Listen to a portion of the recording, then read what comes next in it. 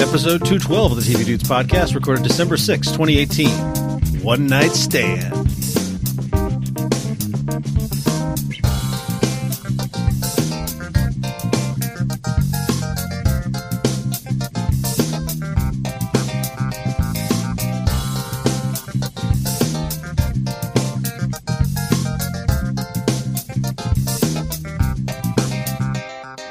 We can thank Grant for that episode, that title, even though he's not here. Yeah, Grant's not here, but his episode title is with us. I love a good pun. In fact, I saw that and I was like, oh, it's a good thing Grant isn't here because he probably wouldn't let us get away with one But like he that. did it. He actually did that one. Oh, I love you. So, yeah, Grant is not here with us this time. Instead, we're just the three of us are going to be talking about Night Flyers over on Sci-Fi and Stand Against Evil by Patreon request. Made by, I believe, our buddy Nick Tice and the UGO Network. Yep, that's correct. They ponied up to get us to watch all of Stand Against Evil, and two of the three of us did our homework. Kyle. Yes, two of the three of us did. Anyway, we are the TV Dudes. I'm Randy. Mr. Kyle. I'm Kyle. I'm Les.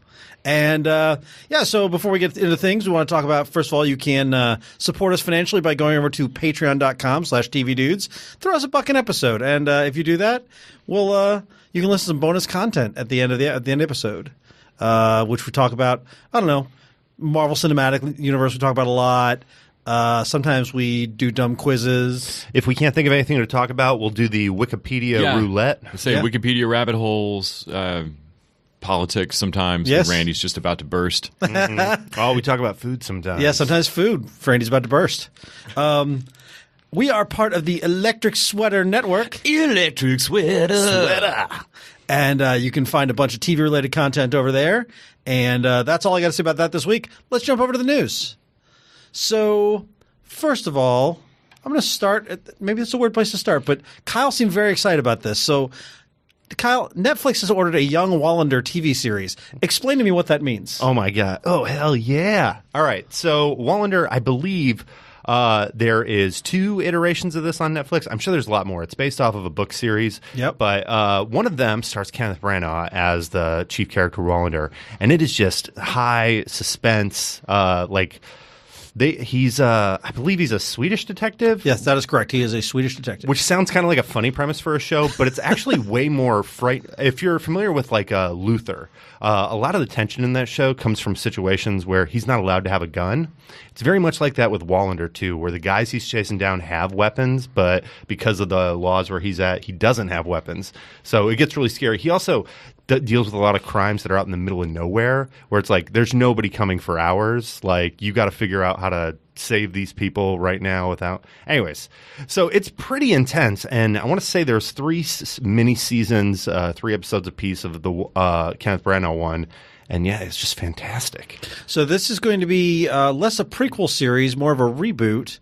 It takes place in the present day, focuses on a relatively inexperienced Wallander who just became a police officer. And it says they suspect that modern social and political concerns will no doubt become part of the story and play some part. It's the Jack Ryan of Wallander. It's the Jack Ryan of Wallander. It does have a little Jack Ryan vibe. Short Wallander, more like a pale. One of the other things I love about that show is I feel like in the seasons they definitely do like Wallander at the beginning of his career, Wallander at the middle, and then like the Beowulf ending, like where he's like down and out Clint Eastwood style. CG Wallander. Yeah. It's great storytelling. So I guess this is going to be 6 episodes, and we don't know too much about casting or anything like that, but production starts in 2019. Cool. Some renewal news. The Good Place has been renewed for season 4. Yay. That's great. Nice. I don't know where everybody is on season 3. I know that Caught people were up. down on I know it. there's one tonight. Yeah. I loved it. Still on board. Me too. Yeah. Oh, yeah. 100%. So that's good news, and good to see that back. I was a little worried that me getting my secret wish of a Veronica Mars series was going to spell disaster for The Good Place. So I'm glad not. Yeah. Also renewed for season 4 is Preacher, which it turns out there's been 3 seasons of Preacher. Interesting. Did you guys watch past season 1? No. Did you watch I watched season 1? season 2, and I have been waiting to binge catch up season 3 only because they bring in Custer's Jesse's grandmother Oh yeah, Marie. who's played by Betty Buckley, and I got to interview her about it. I like her as an actress. So Yeah, I think I liked season 1 more than everybody else, but this has definitely turned into a binge show. I'm not catching it week to week. Yeah, my issue with Preacher is still that like my enjoyment of it depends on how much I can divest it from the comic. Right. Which is weird. It is a show I really enjoy, but it is not the Preacher show I wanted, and that continues to be a blur. That dichotomy I couldn't get past. I just eventually was like, it's not a bad show. It's actually better than I expect given the production team behind it. It's but a sequel to Misfits. That's what it is. Man, it kind of is. But I couldn't plug into it because what I wanted was a Preacher show, and this is not a Preacher show. You know what I mean? Yeah, it's weird. It keeps landing in the right spot and taking a weird path to get there. All right, let's talk about Daredevil, which was canceled. Inevitably, all the Marvel stuff's going to be canceled. And it was one of Netflix's more popular shows. Mm-hmm. Yeah, so they're getting dragged for that right now for having gone against fan wishes. Like Netflix has ever not been a black box about their ratings and done whatever they wanted. Netflix does not give a fuck what you watch or don't watch. So I saw a really good argument about this where someone put forward that it's Disney has ripped these from Netflix and Disney wants to go do this I've been reading that and stuff somebody too. pointed out, I think it was like an article in Fortune or something, where they pointed out that it makes no business sense for even if Disney has not yet brought the hammer down and pulled these characters, it makes sense for Netflix to put the hammer down. Going forward, Disney Plus will be a direct Netflix competitor, and there will be no other Disney Marvel stuff really on Netflix. So these shows' continued popularity will just advertise your competing streaming service. Right. If you really love Marvel, why don't go watch the rest of the Marvel universe over at our competitor? So it makes sense for Netflix to just cut this. So there's lots of rumors flying around. Nobody knows anything. There are rumors that Disney Plus is pulling all these over so they can do a Disney Plus version. There are rumors that Marvel canceled Netflix. Marvel canceled Daredevil because they didn't want to leave the property behind. But the most compelling story I've read is one that basically says, yeah, Marvel was surprised by this too. Marvel didn't have anything to do with this decision. The thing that's going on is there are some office wars. Ike Perlmutter, scumbag number one, who is unfortunately in charge of Marvel Entertainment, is the guy in charge of Marvel TV, along with Jeff Loeb. And he does not get along with Kevin Feige, who is in charge of Marvel Cinematic, which is one of the reasons that Agents of S.H.I.E.L.D. and Netflix Marvel has always been treated by the redheads as the redhead stepchild of Marvel.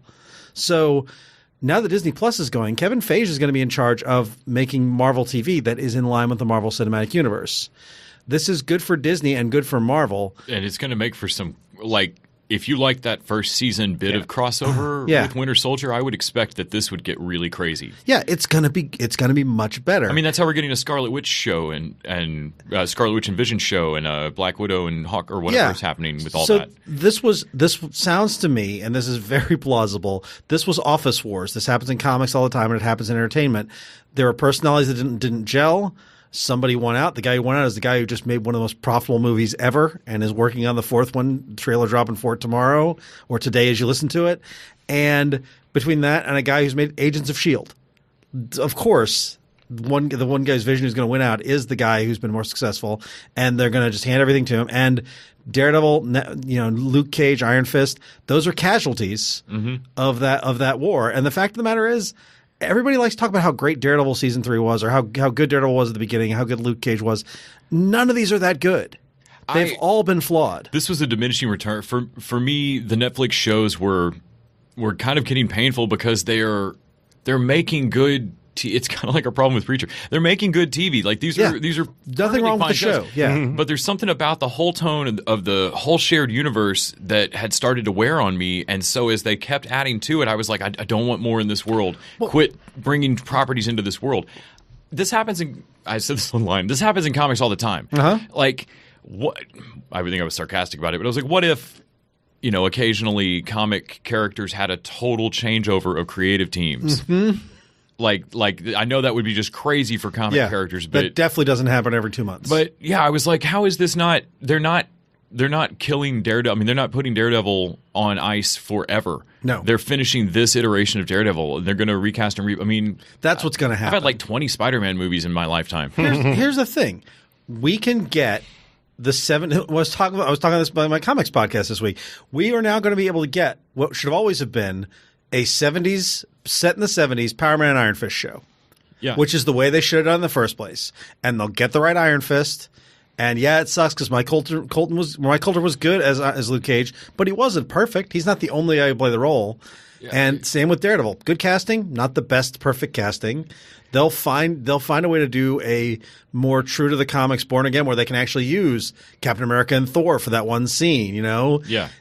This always felt like What scene had Captain America and Thor? there's a scene where the super soldier is tearing up Hell's Kitchen and the Avengers show up. And it's a very memorable scene. Because it's such a change of shift of power from where Daredevil is at. You know what I'm going to really miss about Daredevil and what kind of worries me about Marvel TV moving forward is it was definitely different than the comics, but they were able to make it into a TV show, which I feel like is the biggest challenge with this is how do you tell this story episodically where you're going to have some filler in there, but make it to where it doesn't seem like filler? Oh, I mean, you know, to be fair, there are 60 years of them doing that with these characters. I feel like comics have a good episodic beat. In comics is a serial format. The translation of something like Born Again to comics to TV isn't that hard, especially with people who have managed to do it so successfully to film. I don't actually think it's going to be a problem. I think, if anything, the problem that Netflix TV had is that it was constrained by budget or lack of imagination. And so we didn't get a lot of the little nods and things that make MCU so good to me. Actually, and the point I was trying to make was I feel like because they were constrained, they were a little more creative with certain things. Yeah, I don't know. I don't feel like the people who made all the Marvel Cinematic movies are going to make worse TV than what Netflix made. Yeah. Oh, no. I don't think it's going to be a creative thing. It's always money. Yeah. You know, I think they'll have money pouring out their ears. Yeah. Well, you're going to have to put Game of Thrones money on it, but you're going to have to do that without a Game of Thrones on your hands. Like it could totally bomb. It might, but here's the thing: this is Disney. Disney's going to throw so much money at Disney Plus. They're going to want that to succeed, and they need it to succeed. So they're going to back up the money truck for this. I would hope. I would expect. I think ultimately what we're going to see is that what I'm curious about is, in 10 years, will it be impossible to find a legal version of these Netflix shows? No one's going to be fighting for it to be on Blu-ray or DVD. It's not going to be streaming anywhere. Netflix themselves would have to care about putting it out on another. Right, because Disney Plus won't want – if they have their own Daredevil, they don't want the old Daredevil competing with it, which means probably that this stuff – watch it now while you can, because my guess is it will be gone in a few years. Yes, the constant reminder that you don't own anything. Right, yeah. Same with all the X-Men stuff probably too. Oh, for sure, yeah. Although at least that you can buy Blu-rays of. I don't know if you can buy Blu-rays of the Netflix. I was just thinking, are these out? I assumed they were, but I don't know. I mean, you can buy Stranger Things. Yeah, you can buy Stranger Things. You can buy Orange is the New Black. They make some, but I don't actually know the answer to that question. I may have to look that up during the break and see. All right. Stephen King has another show being adapted called The Outsider. It's getting an HBO series order. I think that's one of his newer books. Yeah, it came out on May 22nd. Very new. It's being produced by the guys who did the Dark Tower movie, so that sounds great. Because that was a huge success. A little part of me just got sad. It is set for 10 episodes. Jason Bateman is directing the first 2 episodes. Okay. Interesting. Ben Mendelsohn from Rogue One is set to star in the show. All right. I don't know. What is that guy not in? I don't know what the premise of this is. I have no idea. It doesn't say on this article. Yeah, I don't. I'm trying to remember the premise that someone was telling me about the novel earlier. Investigation of a gruesome murder that leads to a supernatural force making its presence known in the case. So, a Stephen King book. I've heard that this one leans heavier towards the. So he wrote the Mr. Mercedes trilogy. That's like straight crime noir with this hardly, if any, Stephen King weirdness to it. Just like he was straight up wanting to write like a Sam Spade type thing. And so I've heard that this leans heavier towards that, but then has a deep supernatural cut. Okay. All right. So I don't know. I'm interested in reading the book, and then we'll see with the adaptation. It's been a great few years for King adaptations. You think Ben Mendelsohn's going to be like the leading man, or do you think he's going to play like the creepy boss of the main character? It says nothing's been revealed about the supporting characters, but it sounds like Ben Mendelsohn's the lead, so maybe that's kind of cool. Yeah, that would be dope to see. All right, final story here. The Golden Globes nominations are out. Let me just remind you, as always, that all award shows are bullshit. Thank you for being a friend. Just lit through my head as soon as you said Golden Globe. We're going to skip the motion picture stuff because that's not what we do. But in the TV, and it's also worth noting that the Golden Globes, like the Hollywood Foreign Press, and they make some weird picks, usually based on what movie stars were in things. So their best TV series drama is The Americans, Bodyguard, Homecoming, Killing Eve, and Pose. That's fascinating. You know why? Bodyguard is the dude who was in Rob Stark, yeah. Rob Yeah. Stark. That's why he's in there. Homecoming was Julia Roberts is in it. Killing Eve is actually good. I think that's probably because of I would say Sandra Oh Killing finally Eve is a getting her legit Star turn. choice. Pose was the trans. Which I've heard is great, but I've not watched. Haven't watched either. And The Americans, I'm kind of surprised. I don't know why that quite kind of got that nod in its final season. Maybe it was getting it before that. Best television series, musical or comedy, weird category. Barry, The Good Place, Kidding, The Kaminsky Method, and The Marvelous Mrs. Maisel. That's actually pretty good choices. That's not bad. I'm feeling a little validated seeing the how do you say it? The Kaminsky Method? Yeah. Kaminsky Method was solid. I'm going to start calling it the Chuck Lorre method. It makes me sad that Chuck Lorre gets a Golden Globe nod, but I'm sure it's not the first time. Best television limited series or motion picture made for television: The Alienist, The Assassination of Gianni Versace, American Crime Story, Escape at Dannemora, Sharp Objects, and A Very English Scandal. Interestingly, we covered one of those. I didn't get into Assassination of Versace at I all. watched one and did not like it. Have you guys seen Escape at Demora yet? No. No. I think it just came out Yeah. like within the past week. Yeah, that It's on just Showtime. dropped. It's been on my radar. It looks. Is it Ben Stiller Yeah. directing? Yeah. Well, it's based off of a really recent story. Those two guys who seduced the woman in the prison and she helped him escape. Huh. Do you guys remember that? No. No. Oh yeah, that was like big news. They must have started making this movie like the Immediately. day that news story And The broke. Alienist, we watched an episode of, and it was pretty bad. Yeah. That was that took them so long. yeah. If I remember right, that show took them so long to get developed that basically like their market got done by other people. If I'm Yeah. remembering right. Yeah. Best performance by an actress in limited series or a motion picture made for television: Amy Adams in Sharp Objects, Patricia Arquette in Escape at Dannemora, Connie Britton in Dirty John, Laura Dern in The Tale, and Regina King in 7 Seconds. Again, all movie stars. Yeah, and I mean, when I saw Amy Adams in there for Sharp Objects, like I deeply never want to watch another episode of Sharp Objects, but that in no way disqualifies her from maybe taking this award. Like that was an amazingly affecting performance. I just was affected in a way that made me never want to see that show again. Best performance by an actor in a limited series on a motion picture made for television: Antonio Banderas for Genius Picasso, Darren Criss from The Assassination of Giovanni Versace, Jesus, Benedict Cumberbatch for Patrick Melrose, Daniel Bruhl from The Alienist, and Hugh Grant from A Very English Scandal. Are those Again, movie stars? all movie stars, except for possibly Darren Criss. I don't know. Maybe he is. Patrick Melrose is a weird show, but Cumberbatch's performance in that was Yeah, he looked next electric in level. it. I haven't seen any of it, but all the trailers and commercials I saw, I was like, all right, interesting. Best actress: Catriona Balfe from Outlander. I've never watched an episode of Outlander. Elizabeth Moss, Handmaid's Tale, Sandra Oh from Killing Eve, Julia Roberts for Homecoming, and Carrie Russell for The Americans. Again, Outlander's on my list simply because of time travel. fair enough. Have you watched it? No, like a couple of episodes. We were traveling and there's Outlander shit everywhere. It's getting I have, it's I have big. some friends who are Heavy. obsessed. Oh, I have a friend that was obsessed. I had a roommate actually who was obsessed with the books. For years. Best performance by an actor: Jason Bateman for Ozark, Stephen James for Homecoming, Richard Madden for Bodyguard, Billy Porter for Pose, and Matthew Reese for The Americans. That's interesting because I actually don't know if none of those are qualified as like big movie stars. No, so that yeah. That's interesting. Best performance by an actress in musical or comedy: Kristen Bell, Candice Bergen, Alison Brie, Rachel Brosnahan, and Deborah Messing. What is Deborah Messing doing in here? For Will and Grace, by the way. That is weird. Quick correction from the They previous. also went for the. I'm sorry. Go ahead. I was going to say Jason Bateman. He was actually in Teen Wolf too, so technically movie star. Yes, Technically yes, right. technically That's movie actually star. correct. I feel like that's the tagline for Teen Wolf 2. It's technically a movie. And don't forget the movie that our Texas boy made. Oh man, what's the name of it? I'm blanking on it. It's like about the nut factory. Extract. Extract. Yes, Yeah. Extract was good. I enjoyed Teen Wolf 2 as well. They also went for Bergen on the so they like reboots. Yeah.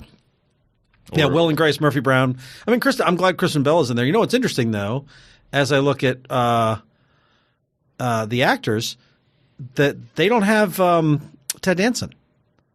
That's weird. Huh. So Sacha Baron Cohen for Who Is America, Jim Carrey for Kidding, Michael Douglas for Kaminsky Method, Donald Glover for Atlanta, Bill Hader for Barry. It's not the crazy. That makes sense. Yeah. And then they're supporting, which we're not going to get into further. But yeah, the Golden Globes is the Golden Globes. Real quick, Henry Winkler was up for supporting, and didn't he win it last year? Yes, I think he did, and he's up for it again. Yeah, which I think it was a big deal last year. People correct me if I'm wrong, but I think he never won for Happy Days, so that was his first Golden Globe. That's crazy. And yeah, it was This is also probably a good point to remind people that the best of 2018 is coming up, and the TV dudes we're all hard at work on our prep, right, boys? Yep. Hell yeah. I love how there's an email thread going around, and both of these guys have responded to it. And as Randy, you're making that comment, you're looking at me, and I'm just like, oh, shit. Yeah. And as I realize every year, I have an absolutely horrible time making ranked lists. Like, I have like an amorphous cloud of shows. Whereas I'm ranking every day as time goes on. Yeah. I have spreadsheets somewhere. I just got to find them.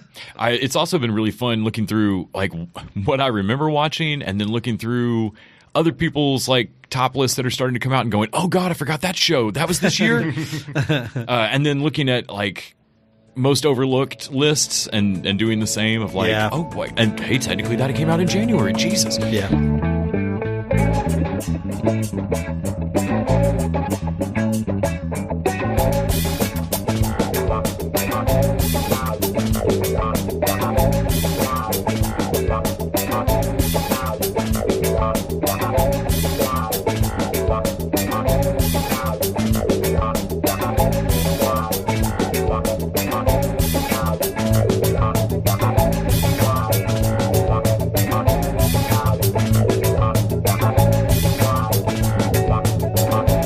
All right, so we're only talking about 2 shows this week, and fortunately, both of them are okay. We're going to talk about Night Flyers over on Sci-Fi, and then we're going to talk about Stand Against Evil over on IFC. Now, I definitely enjoyed Stand Against Evil more than Randy, and have talked about it ad nauseum over on Pod Against Evil. So I'm going to leave this more to Randy being the newbie who came into this. Kyle, you didn't get to watch any of it. I did not get to watch any of it. It's funny, I don't have a great excuse because I was sick this week, so it's like I could have just binged it. But I was like, didn't want to open my eyes sick. So let's start with Night Flyers. Okay. Which is the George R. R. Martin story. George R. R. Martin has written a few stories that have done well on TV. I think Game of Thrones. Yeah. That's the one. Yeah. That's the one. So this is him doing sci-fi. This is an old sci-fi novella that he did that I believe was already adapted into a movie a few years back, like a decade or two back. And I think I saw it, and I think it wasn't great. I'm sure I probably had no idea who he was, and I probably saw it. Yeah. Well, the general pitch here is that it's sort of haunted house on a spaceship. It's they're sending this spaceship, this advanced spaceship called the Night Flyer out. They've got a powerful telepath on board that everybody's terrified of, and they're going to try to make first contact with this alien race that's sort of implied is maybe dangerous to the Earth. Yeah, there's a lot. There are several sci-fi shows happening on this sci-fi show. Yeah, and there's also and Earth is also running out of resources. Yeah, so I feel like my disappointment with Night Flyers after watching the first 3 episodes is when it simplified down. At the end of the 3rd episode, I feel like I had a pretty good grasp of what of the story that we were actually in, and was like, oh, it's so small. As crazy. Yeah, it's suddenly so small. Yeah, It is just a haunted house story on a spaceship. And here's the problem: this is the year that Haunting of Hill House came out. If you're going to give me a haunted house story, it's got to be at least that good, and this isn't. Haunting of Hill House in space. That'd have been a badass movie. Yeah, sure. I would definitely have enjoyed I that. remember the poster for Night Flyers. Yes, there was a That 1987 name sounded really movie. familiar too. Yeah. So this opens really strong. It opens. It opens on the ending. It opens with some dude with a beard gone crazy with an axe chasing. First time I ever saw a commercial for Helix. Yeah, it opens like that crazy. Yeah, and he's chasing Gretchen Mol around in the spaceship, and she's trying to send out a stress signal like, "Don't come aboard the ship," but something bad has happened. Yeah, and then we cut to credits, and then we go. It's not just that. Like her sending back this. Yeah. She manages to get her attacker out the airlock, which is just a wonderful space fight moment. Yeah. But then she stands up, and you think she's safe, and she finishes her we've lost a lot of people on the ship, blah, Yeah. blah, blah, distress call, and then kills herself. Yeah. And you realize that, like, her message was don't come here. Yeah. Don't Yeah. come get this ship ever. Yeah. Leave it. This isn't a distress call. And Right. that started what the first episode just was an endless stack of like, what the shit is that? Yeah. Oh my God, well, what's that? Because like this is before they even introduced that. So all right, the Earth's running out of resources. Great, we're in the future. I kind of assumed that based Yeah. on this week's news. And, so like yeah, we're trying to get off this planet, and then they introduced this idea that there's aliens, but not like you think. Like basically, there's just an object that we've stopped arguing that it changed direction on its own, Yeah. but we still have not actually made contact with it. We've Right. just bombarded it with info. And it just seems to be ignoring us. yes. And the xenobiologist guy's argument back of like, well, of course they're ignoring us. We are we're parasites on Yeah. a dying planet screaming for another host to come get us. Like that's no one in their right mind would stop here. That was one of the better moments, actually. Yeah. I liked that a lot. And so like it starts to build up this like there's weird shit happening on the ship. The captain doesn't leave his quarters wherever those captain are. If seems he's to be an even AI. even if he's on the ship, really still, Yeah. Like what's Well, going on with Eris? He's that a is kind of an hologram? interesting idea. I was like, oh my gosh, what if like the only crew member that doesn't go on the mission is the captain who just gets to stay back, you Yeah, know? And But like, then he reveals in conversation that he's never been on Earth. Yeah. At one point, and like then I'm like, okay, what the fuck is going on with the captain? Like, is he like? I think he's the sentient heart of the ship. Have you gotten to see the end of episode 3? Yes, I have. He has corporeal form. Does he? Yes. Okay. I guess I'd forgotten There's a moment where somebody reaches out thinking that they're going to put their hand through him, and Oh, and they do. That's right. and he yeah. slaps their hand away. That was a really nice moment too, Yeah. because like the guy he touches freaks out. Yeah, Like yeah. what the shit? Yeah. Because like no one's ever. Yeah. Because I thought the same thing. Like he Yeah. was going to be the heart of the ship, but it's not. I've spoiled the shit out of it. It's Yeah. only 3 episodes in. It's not that spoilery. It is. Yeah. His mom is the beating heart of the ship. Oh, that's right. Yeah. And so when it became a like, oh, so we're all stuck on a ship your mom built and then uploaded herself to before she died. You could have fucking mentioned that. yeah, if it's a rogue AI and not a haunting, I'm less interested. Yeah, no, and it's his mom is rogue AI haunting the ship. Like she's well, I mean, technically the sequel to Solo should be this. Yeah. Well, and meanwhile, Like Millennium Falcon should haunt them for the rest of that series. and meanwhile, the L1, which is what they call the telepath. Yes. So is then like- they introduced telepaths. Yeah. Apparently we have telepaths on Earth. And they're all psychopathic, and everybody's afraid of them. Or at least they're absolutely terrifying and they're incredibly reflective of what's around them. Yeah. So when people see telepaths and get scared, then the telepaths kill that group of people. right. Yeah. I That have a new apparently has happened a bunch. I have a new favorite telepathic tack now. It's making everybody throw up and poop themselves. I mean, you could literally rob a bank that way. You could get out of a car chase that way. I love how the telepaths seem to work. Yeah. Like that was super neat. Both the bunny test they do on the kid, but separately, like when he snaps someone's neck or whatever, he's not telekinetic. They Right. seem very clear or very careful to make sure that he doesn't, snap your neck with his mind. Right. He puts you in a place where you suddenly think you've been hung so quickly that you move like a hypnic jerk, like kicking your leg out when you're asleep. Right. And so you move your head fast enough to hurt yourself. Like so you watch people like tripping, like lose sense of where they are real quick Right. and move wrong and like drop. Right. He sort of causes accidents more than anything else. Yes. Yeah. Wow. And I like that because I was like, oh, cool. It's not, we're not conflating telekinesis and telepathy.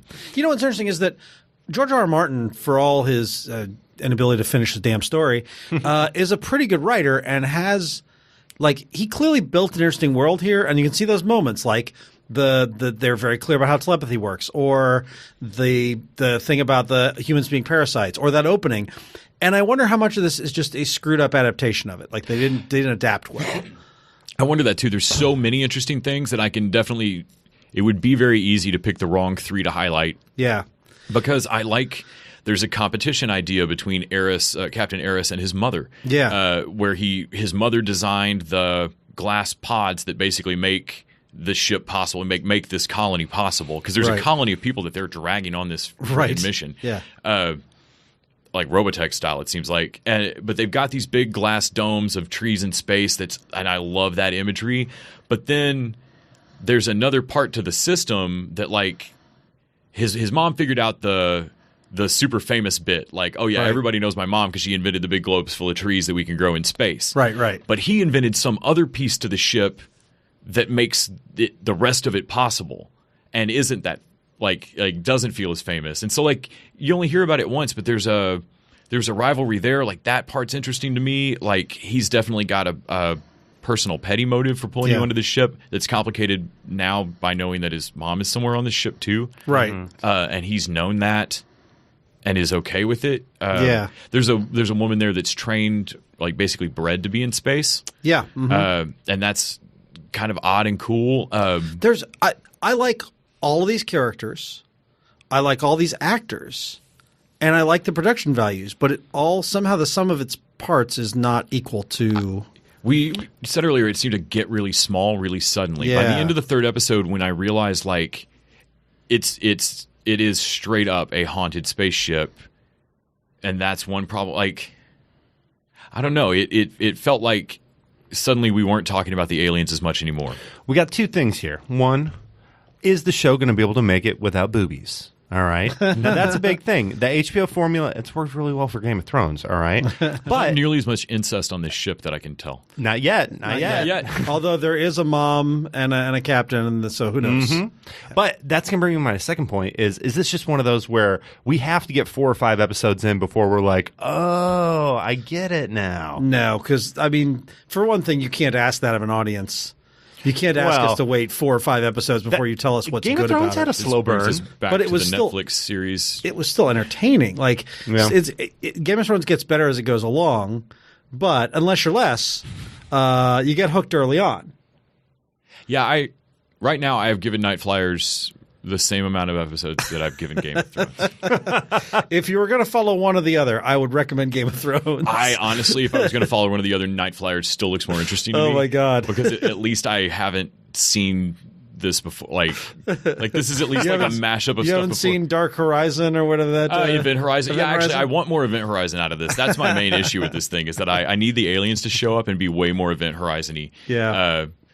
And yeah, whatever. Like, I don't know. Game of Yeah. Thrones still just looked like sword and sorcery to me. All this comes down to me is that we're getting toward the end of the year, and I'm like, I'm looking at my best of list, and I'm watching things, and I'm like, is this better than 30 or 40 of the other shows I've watched this year? And it's just not. It's just not very good. Making my It's- best of list has made me realize how much amazing shit came out in January and February of this year. Yeah. And it makes me so excited for next month. But now we're in the dregs. We're just seeing like the last few things. I was really, Yeah. I'm honestly amazed anything started. The year is a weirdly arbitrary just stop Sure. to it, Yeah. you know, Yeah. to a list of shows or whatever. But I almost feel like, no, guys, we're done. We're compiling lists. Stop adding Stop new adding things. stuff. Yeah. Yeah. Do you think this is kind of a dumping ground we're in? I think it's possible, although the argument against that is they just released Marvelous Mrs. Maisel Season 2, and that's one of Amazon's big hits. So Yeah. I don't think it is necessarily. I think it's just this one. I do think they thought this was going to be a big thing, and maybe it will, but it definitely doesn't feel like it's going to grab all the Game of Thrones fans and go, oh, No. look what Sci-Fi's doing. No, I don't feel like it's quite there. How you guys both have cut the cord, right? How difficult was this for you to watch? Pretty easy, but that's because I borrowed my parents' cable login. Yeah, All right. I had to borrow a cable log. Yeah, that's another one that I worry about is even if it's just a couple extra clicks, like do people care enough to do that? Or are they Right. just going to watch Hulu and Netflix? Well, that's the other content? thing. This isn't good enough to go out of your way for. No, and there were still commercials in this, even with the cable login, Yeah. if I remember Yeah. right. Oh, but it was weird. They like all came at the end or something. The Roku app, I don't know if it's particular to this, but the algorithm that picks commercials is so bad that I just end up seeing like the same commercial 9 times in a row, and it's super weird. But I'm still baffled that like Sci-Fi and so many of the channels, why CW is the only one that does not care if I have a cable login and just shows me ads as if that, were like a revenue stream. Mm-hmm. Just do that. Yeah. Like, especially when you're going to still show me ads, but you To me, it just speaks to the amazing contract lawyers that middlemen cable companies must have to be like they have no part in this transaction, and I've still got a hand. Like I've still got a promise that do you have a deal with Tony over there? Like, yeah. Haven't you seen weird. Narcos Mexico? It's all the cartel, man. It's all the communications cartel. All right, let's switch over and talk about Stan Against Evil, which, again, one of our patrons kicked up the high-level Patreon level to get us to talk about the show. Thank you, Nick Tyson, the UGO Network.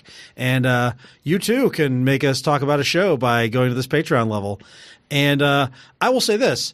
I was much happier to watch 2 seasons of Stand Against Evil than even an episode again of S.H.I.E.L.D. I was going to ask, was this at least better for you than Agents of S.H.I.E.L.D.? Yes. Here's the thing about Stand Against Evil as I watched it. I watched the first 2 episodes, I think, way back when it first premiered. I had interviewed Janet Varney right before that. I love Janet Varney. I love John McGinnis. John C. McGinley? John C. McGinley, yeah. I love both those people. And I felt in watching this, and I love Dana Gould, who is the creator and showrunner of this. And I felt in watching this, and this became the case more and more as I kept watching it, that this was like somebody's half-formed sketch idea for a show. Like the mythology's really weak, and yet they want to lean on it. And it's weird because I'm like, your big reveal doesn't have any punch to it. And the Monster of the Week episodes don't always make sense to me, and the way they resolve things, it feels rushed half the time to me. There are a lot of times where I wish their logic, where it's almost a Doctor Who level thing of okay, I just have to remember that the show isn't worried about it. Yeah. That said, I do like where they go with their mythology, but I get what you mean on there's. Of 8 episodes per season, there's 4 of them that are going to be so pure Monster of the Week as to almost have no mythology connect. Yeah. But then there's going to be 4 that are very mythology heavy because there's this long running thing with Eccles and all these witches, and I loved the twist to that was cool. Like I like the mythology that they set up. Yeah. But being a 20-minute very silly show. Yeah. They don't always have my main problem with it is that they're doing 2 things I like, and I wish that they had more time to do both. I think my problem is I'm comparing it to other things that have been done. I'm comparing this to the other stuff McGinley's been on, like either Scrubs, of course, is unfair to compare anything to, but even like Ground Floor, which was his TBS sitcom, he was hilarious and really great in that, and just stole scenes all over the place. And I feel like here he's doing a very one-note version of his grumpy old man. And Janet Varney, I've seen be hilarious and amazing, both in You're the Worst, on At Midnight, with her voice work. And here I feel like she doesn't get to really do much. I don't feel like Dana Gould and the writers are doing very much with these people who are capable of so much more. Yeah, I don't find it funny, and it's not funny. And if it's not going to be funny, I want the supernatural stuff to be work better, and I think it doesn't work. Yeah, I think the jokes must have landed better for me. As far as the screwballness of Willard's Mill, the town, because I definitely get what you're saying. Like my issues with it are basically the same. They didn't nearly rise up to bothering me as much. And it's not that I don't like it. I just found it utterly forgettable. I just I was watching it, and after 8 episodes of season 1, I was like, that's all right. And then I watched the other season 2, and I was like, it's all right. But I'm never invested. Like, the emotional punch of what happens with his wife and the time travel and all that stuff, by that time I should have invested in them to the point where I should have cared, and I really didn't. And the Monster of the Week stuff, I mean, the bit where his daughter gets possessed and is like drooling purple goo and all that kind of stuff should have been really entertaining, and it felt like they're like, oh, she's drooling purple goo, and that was as far as it went. It didn't get explored any further. And I've seen a Dana Gould stand-up. I know that he's a guy who thinks things through, and so I don't know if it's just be limited by the short format or whatever. But with the occasional exception, like I thought the Were-Pony was a funny bit. Yeah, in season 3, they have a puppet episode that eclipses the Were-Pony for my favorite thing they've done. Okay, the Were-Pony was probably my favorite episode, but even then, I felt like it was rushed, and I don't know. What's weird is I have this weird dichotomy where I feel like they're rushing through their stories, and yet at the same time, I feel like they're taking forever to get to their point. So it's just like I can't quite – something is off. I don't know if it's the writing, but something is off where I never quite plug in beyond That was okay. Yeah, like if it's going to be this light for you, it needs to be funnier. Yeah, But exactly. Yes. But if it's going to be have these heavy moments. See, for me, the jokes are the screwballness of it, or quirkiness was connecting a little better, and so it worked for me to have Janet Varney and McGinley there, because then when they do quiet turns, I think there's something about that worked for me. So there's something about just the sudden actual drama turn in the middle of McGinley just kind of puts a pin to the balloon of a joke on 2 or 3 times in the first season, where like he starts to say something very Dr. Coxian, and instead just is mourning his wife and goes, God damn it, and walks out of a room. And there was something about that I didn't laugh at, but charmed me and got me into it. Right. And so once that was working better, by the time I got to like the Groundhog's Day episode, I was pretty sold. Yeah.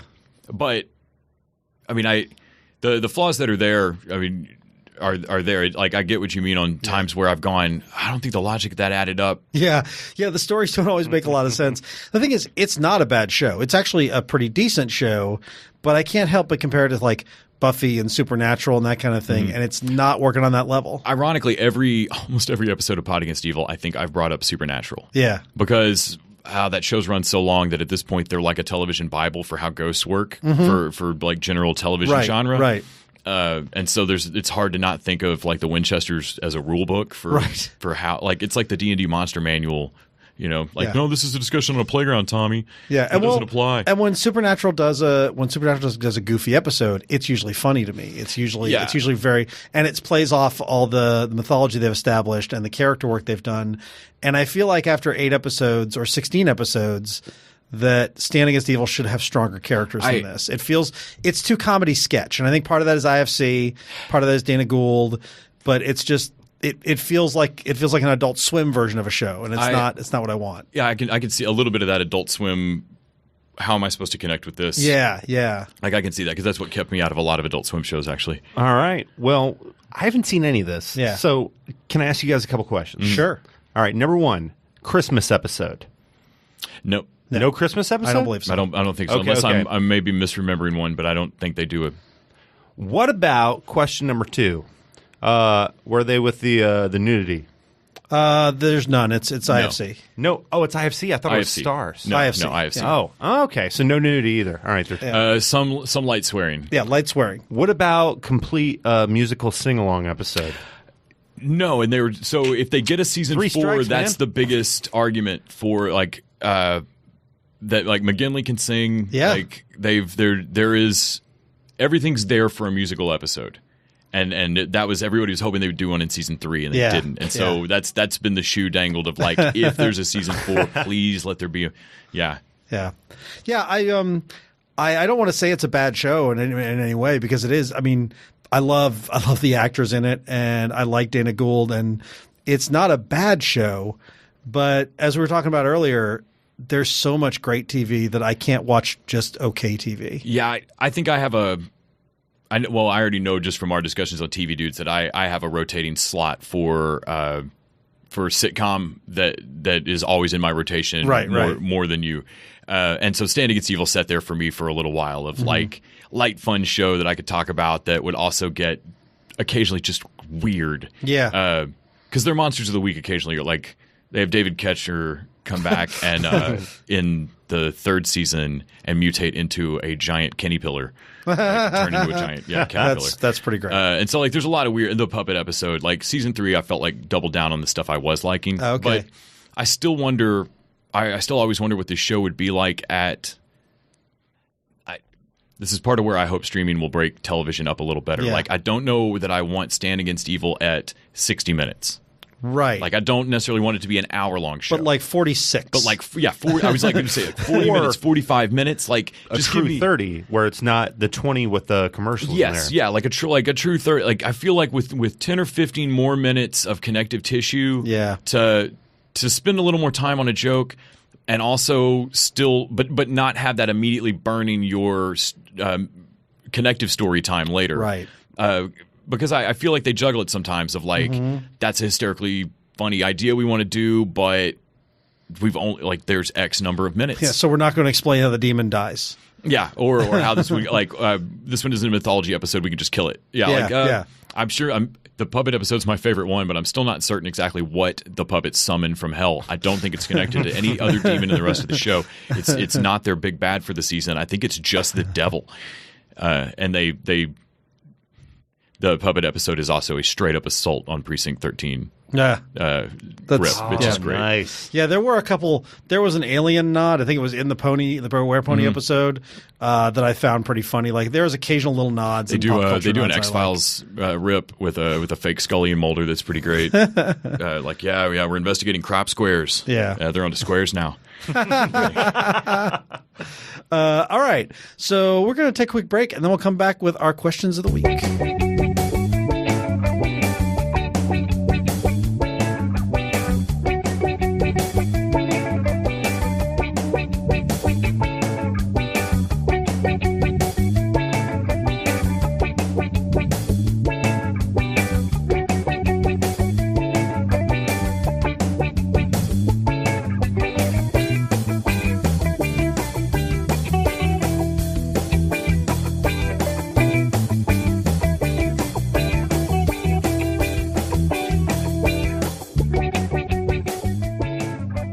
All right, it is time for questions. Every week I put a post up on Facebook, and if you go there, you can ask us questions, make comments, and we'll answer them on the air, unless they're super weird, in which case we'll quietly ignore them and look away.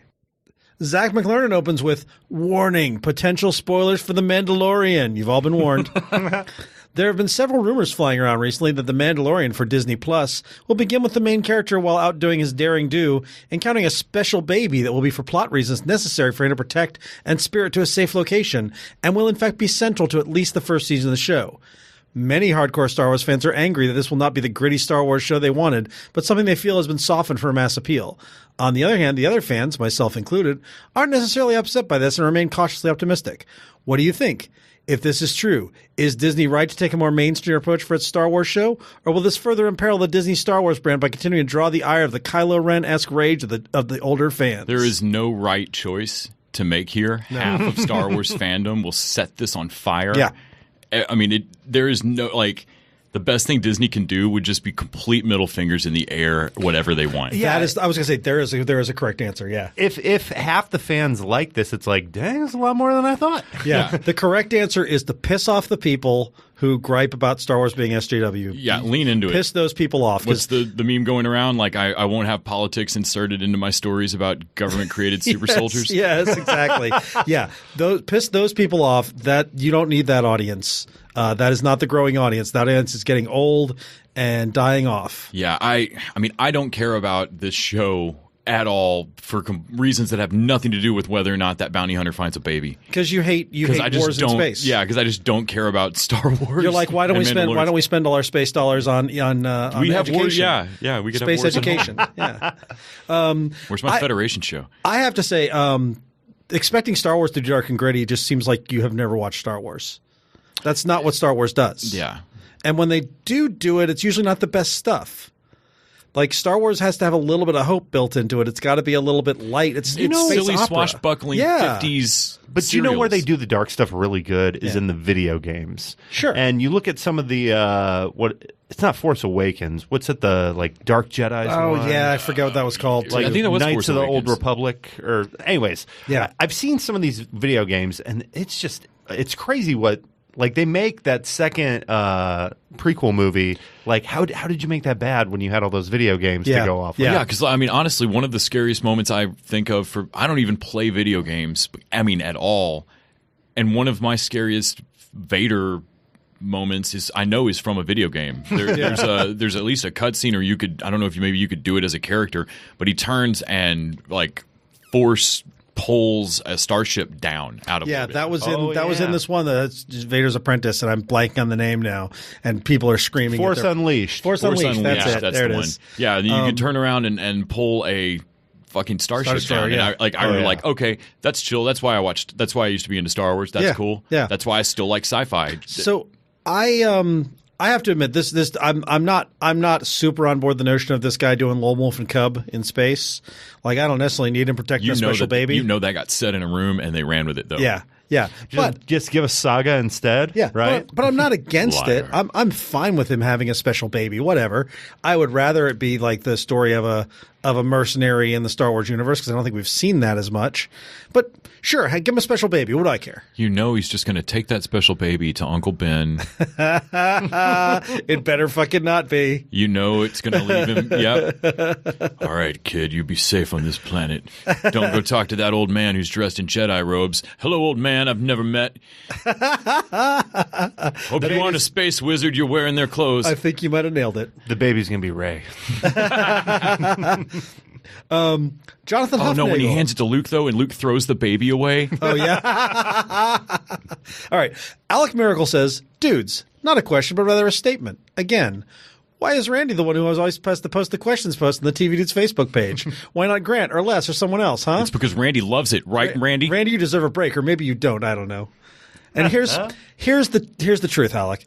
Nobody else knows how to work Facebook. Nope. I'm the only one who knows how to work Facebook. I've tried to explain to Les and Grant We're and doing Kyle how to good on a log random in. day if I don't manage to re-like all of the TV Dudes posts as the TV Dudes. In my defense, I tried to work Facebook, but every time I pushed a button, my uncles would just post racist stuff on my Facebook. That was how Facebook works. That was actually you had it working. Oh, okay. You had it working. This Yeah. is a It's like, shuffle this button. thing must be broken. Why do Yeah. all my family members hate me so much? That's why I went to Twitter. Those racists are strange. People don't know. People don't know that Facebook. I stole They that just joke. announced those new content restrictions.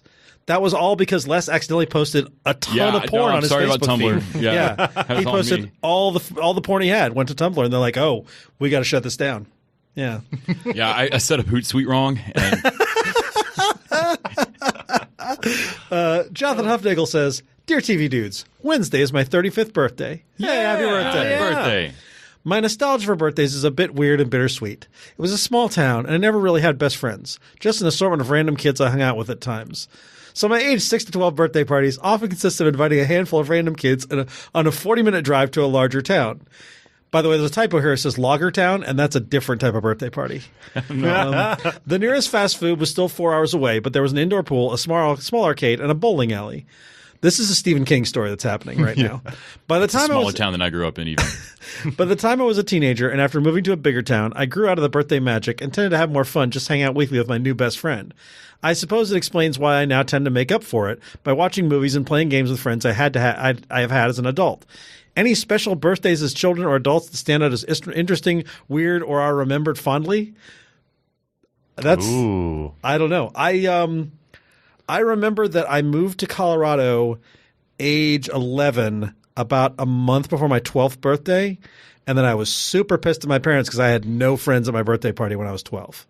Oh, that sucks. I had one of those birthday parties he's talking about. It was the town we lived in had a skating rink, and I just remember, my mom sending me to school with a bunch of birthday invitations, and then like none of the kids I even knew from school came. But it was a birthday party at the skating rink with a bunch of kids. Yeah, it kind of turned me off of birthday parties. Yeah. Yeah, I definitely had the small town of like a lot of you were just locked together in this school. And so I think but I didn't really move to a bigger town. We also actually had fast food in that town. Like it wasn't that small of a town. We Right. didn't have to drive you were still going to have to go to Dallas for anything super cool. Right. But you had a McDonald's. yeah, Yeah. but exactly. Yeah. You could go play in the ball pit at the McDonald's at least. A friend of ours just did a Ron Swanson birthday for her husband. They have 2 kids, and for his birthday, she just had a room set up with like a steak and like Die Hard or whatever he wanted to watch. Yeah, a bottle of that's great. whiskey. I'm like, that's all you need right there. Yeah, I think very quickly my birthdays became like the handful of friends and let's watch all the movies we like and like this is our like nerd club that's going to survive this town kind of shit. And then now as an adult, it's just basically like the couple of people that are closest to me. What if we do that this year for our birthdays? Invite a bunch of random kids? And No, go to a no, we skating just rink? Skating rink, random kids. Okay. By the way, you can't do that when you're older. We're gonna let Kyle- that's illegal. We're gonna let Kyle work the Facebook and set this event up. My original idea, which I'm not even going to say because I'm like, okay, the skate park. No. But I'll just watch movies at each other's houses, like stay up late, braiding each other's hair, drinking, Mountain Dew. Wow, real nice, Kyle. Real nice. Braiding each other's hair. I see it. I see how it Too is. soon.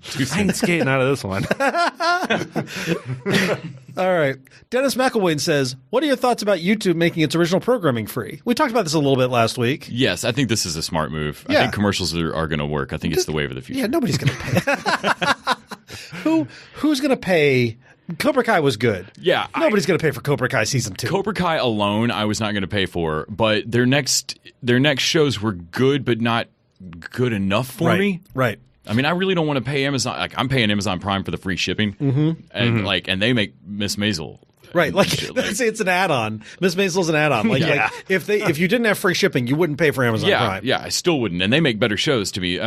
This is a smart move. YouTube's going to get me to watch these, Yeah, for sure. I'll watch something on YouTube with some ads. and I might even not hit skip ad. They're better. Yeah, they're better at the ads. They won't be the same 9 in a row. Oh my god, yes. Yeah. Yeah. Michael Costini says, I just finished season 2 of Patreon on Amazon, and though I love this weird and darkly comedic show, I have no idea how to recommend it to friends and family without weirding them out. My question, what are some shows that you dudes love but are the hardest to convince others to start? What would your elevator pitches be? And what clip from the show would you show them as an appetizer? So here's the thing. Terriers is a show that's hard for me to pitch because, first of all, it's not streaming anywhere. So now barrier to entry is I've got to tell them, oh, yeah, you're going to have to either go to YouTube or buy this. And the pitch sounds boring. It's like, yeah, it's a couple detectives in Southern California. It's a boring elevator pitch. Yeah, you're trying to sell people on, I promise you'll be charmed by this. Yeah, and so what I would do is I would usually just show them the opening like 10 minutes. Yeah. That is a good, like the interplay between the two leads. But it's a hard show to pitch, and it's not because it's a weird show or anything. It's that it sounds like everything else. And I think that's the problem I run into with shows. It's like if it sounds like everything else, like The Good Place is hard to pitch because you don't want to give anything away. Yeah, you want to be like, I've got a couple people that I've still had a hard time getting to sit down and watch The Good Place because I don't want to say anything about it, and if they aren't grabbed immediately, I can't say, well, hold on, the show's going to zig where you think it's going to zag and surprise you. I actually had a conversation with somebody about The Good Place the other day where I left it going, wow, I didn't spoil anything. I felt pretty good about myself. No, the hardest one for me has been Top Gear. Because it's just a show about cars and people talking about cars. So I used to be able to show people the star in the reasonably priced car segment.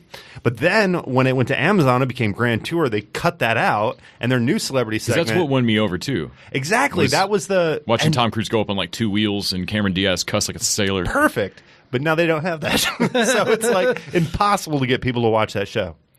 I always end up with a screwball sitcom like LA to Vegas or Great News or Trial and Error or something that I wish other people would watch, but comedy is so subjective that I don't have any. It's the same that I run into with Terriers. I don't have any way to pitch it that doesn't just sound like a sitcom that I promise you'll like. Well, just trust me. Yeah. And since all sitcoms are a little bit, I mean, when you start explaining the nuances between sitcoms, like they're all sitcoms. Yeah. This one either works and this one doesn't. And that's so subjective, and I do it back to people so bad, like when people try to win me over on like Casual and stuff like that. And I'm like, no, I see the quality there. It just doesn't click for me. Yeah. So I end up losing these arguments on sitcoms a lot, I feel like, with folks. And it ends up really bothering me when I'm like, well, but I loved it.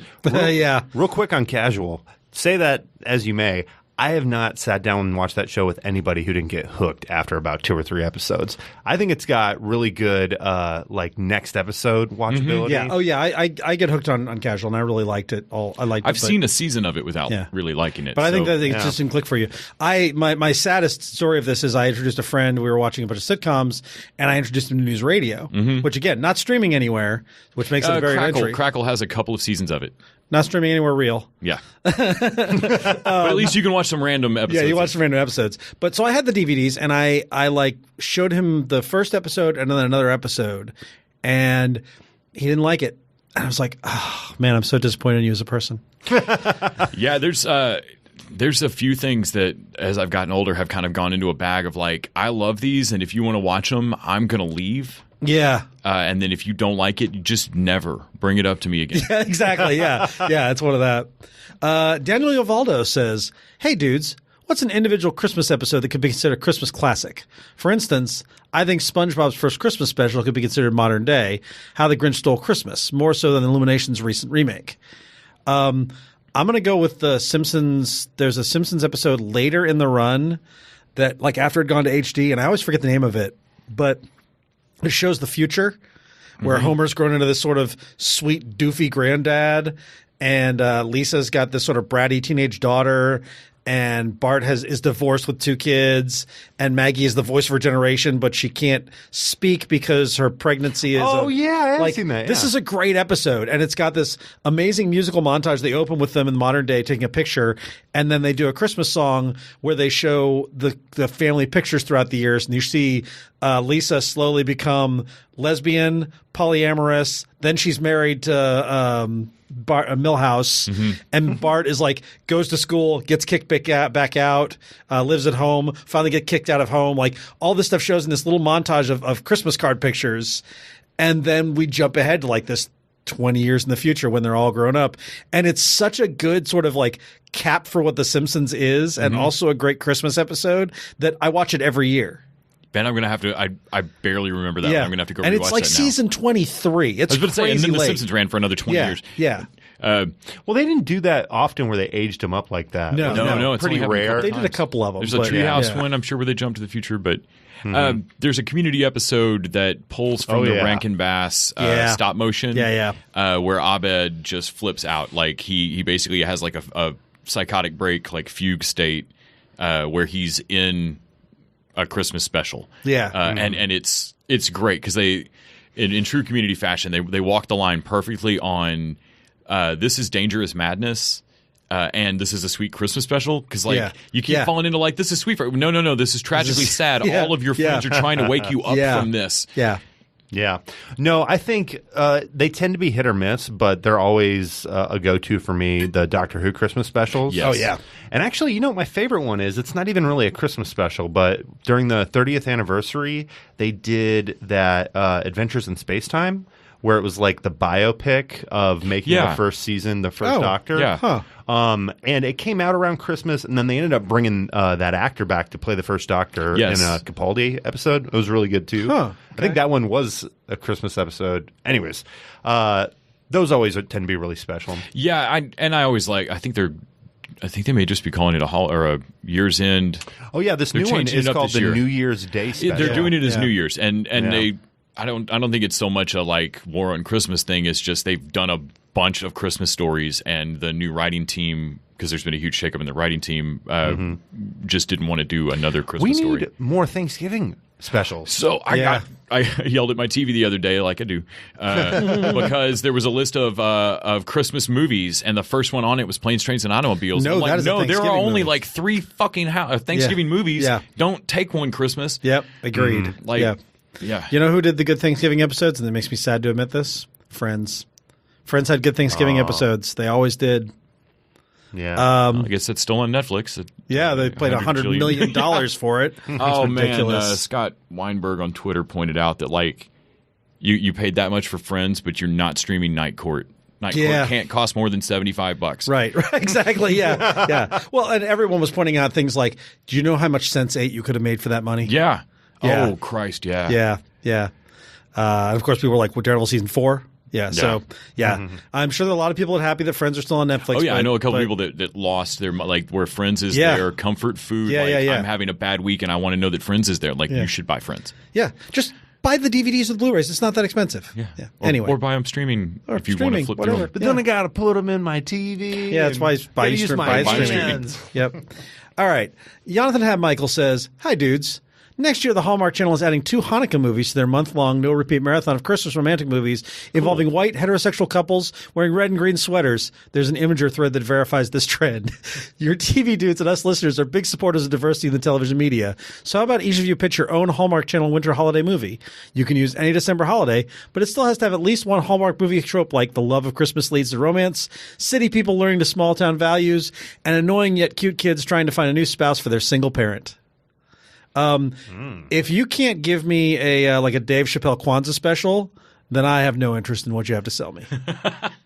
I want Dave Chappelle moving to this white as shit town with his precocious kids who are trying to hook him up with the Karens of the world as he tries to celebrate a holiday they've never heard of. Dave Chappelle's Block Party 2. And I don't know that Dave Chappelle's the guy for it, but he's the one who came right to mind, done TV. I love that they're adding a couple of Hanukkah specials, and it's not Sandler's 8 Crazy Nights. Yeah. I saw this bounced around on Twitter, and I can't remember where the meme originated, but the idea stuck with me. I want to see the basically Sweet Home Alabama reversed, like person who grew up with like Christmas Town, small town stuff, creche manger in the town square. Yeah. Somebody files a complaint and they get laughed out of town for trying to bring an ACLU complaint. That town, and that person moves to a big city and discovers that big city people aren't evil just because they don't cram Christmas down your throat, and discovers that they can like form their own group of people to get through the holiday. Right. And yeah. I'd like to see, being the Hallmark Channel, a film that starts with Mrs. Claus dying of cancer and the effect that takes on Santa. But then halfway through, we find out the story's really about Santa getting his groove back and dating, especially in the crazy times of the holidays. All right. So he dates 3 women on 3 different continents, and he may be used to getting presents around, but can he get his butt around when he triple books a date in Dubai, New York, and Moscow? A very tender Christmas. Yeah. Yes. Yes. Well, and Lauren Graham and Christina Hendricks can reprise their role as Mrs. Santa's sister and Mrs. Santa's other sister. And Judy Greer should be the other woman. Yes. Yeah, because Bad Santa and Bad Santa 2, I think they're the weird kid calls him Mrs. Santa's sister. Laura Linney should play Mrs. Claus. She'd give a great. Oh, yeah. The dying Mrs. Claus. Yeah, Yeah, the that he's got dying the Mrs. picture Claus. of the whole time. Yeah, That's the I like background it. of his phone. And Tim Allen for Santa Claus. I think Kurt Russell's the only Santa now. I agree. Kurt Russell is Santa now. All right. That just he is. That happened. Final question from Paul Mampilli, who says, so I am currently watching The Sinner on Netflix, and I'm really liking it. And one thing I really enjoy is Jessica Biel's acting. I just kept on thinking that she was a super actress, but she has blown me away with this. Do you have any actors, actresses that had the same effect on you? I don't know exactly. I'm like, Carrie Russell on The Americans showed me a gear I didn't think she had. I always liked her, but I thought she stepped it up a lot with Americans. I think it's Michelle Moynihan. She's on The Path. Oh, and there's a lot of moments where I was like, holy crap! You like you said, you have a gear I didn't know you had. Right, yeah. I just, for weird reasons, I watched an episode of Chicago Fire for an interview. Okay. Which I'm not by any stretch caught up on, but Eamon Walker, who was on Oz, plays one of the station chiefs. That man is electric on screen every single moment. Like I had to go look up why I knew him from, and I was like, Oz, that's why. Like, you've got that like dangerous, I can't look away from you energy off of the dude. Yeah. You know, we're no stranger to this. Like often, like the funniest actors also make like the best dramatic actors. Right. Think like Steve Carell, somebody who that show House of Lies with Don Cheadle. Yes. I forget the kid's name. He played John Ralphio in Parks and Rec. Yeah, Ben Schwartzman. Yeah. Ben Schwartzman. Ben Schwartz. Ben Schwartz. Yeah, he had a Jason few. Schwartzman. He had a few beats on that show where you really got to see his dramatic range, and I'm like, man, if somebody really gave you something to bite your teeth into, like a real good dramatic part, I bet he would totally blow everybody away. I definitely was surprised to kind of see him get a little dark on that show. And to go off of that, Kristen Bell was on that show, which I didn't love House of Lies, but I love Kristen Bell. I've always thought she's great, but I think what she's doing on Good Place is actually a level above. Like I think doing what she's doing on there on what is ostensibly a comedy show is at like a level. I'm continually impressed with the guy that plays Jason on Good Place. Oh, yeah. Like That guy's that is a great. hard line to Yeah. walk, and I Yeah. feel like that's a really tricky comedy thing. Yeah. We talked about on Night Flyers earlier, the hologram Captain Harris is Manchester Black on Supergirl. Oh, okay. David Ajala. There's something about that actor. I hope he does a ton more shit. Like I had an immediate crush on him. Like oh man, I want to watch you do it. Everything. You're just cool. And yeah, when he turned up on Night Flyers, he was a huge perk of that show. Of like, all right, I don't really like what's going on with the captain, but good casting. Oh, sorry. I'd be remiss if I didn't mention Bill Hader. on Barry, Barry. yeah. Talk about Yeah. a shock. Yeah. That was pretty incredible to see. Like, I knew the Fonz had turned into this actor. Like, Yeah, I've seen Henry yeah. Winkler over the years. oh yeah, Parks sure. and Rec again. But I John really Ralphio's didn't dad. know Ellen and Maritime Law and Park Arrested Development. Yeah. But I didn't know Header. I'd seen Skeleton Twins. I'd seen some other stuff he'd done. But like Barry is a holy crap gear for him. Yeah, I imagine if I ever had a chance to talk to him, probably is a very smart guy. Yes, actually, I think he quit he quit a real job to do comedy, but I want to say he has like a degreed professional job, like as a computer programmer or an engineer or something. And Right. His characters are always just like, even on SNL, we're just so nuanced. It's like, oh, if you had like 20 more minutes to explore this idea, like I bet it would get even better. All right. That'll about wrap it up for us this week. And until next time, TV Dudes out!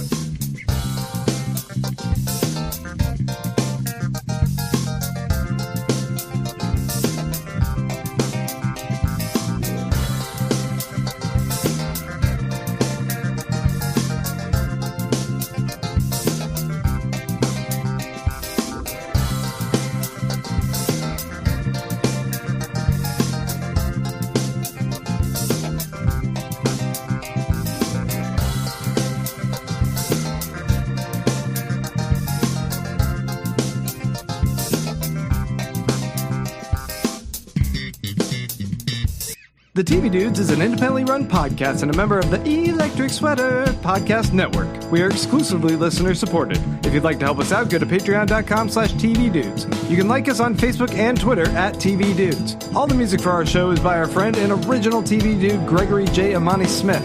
To find out more about us, go to thetvdudes.com and electricsweater.com. I'm Grant Davis. Thanks for listening.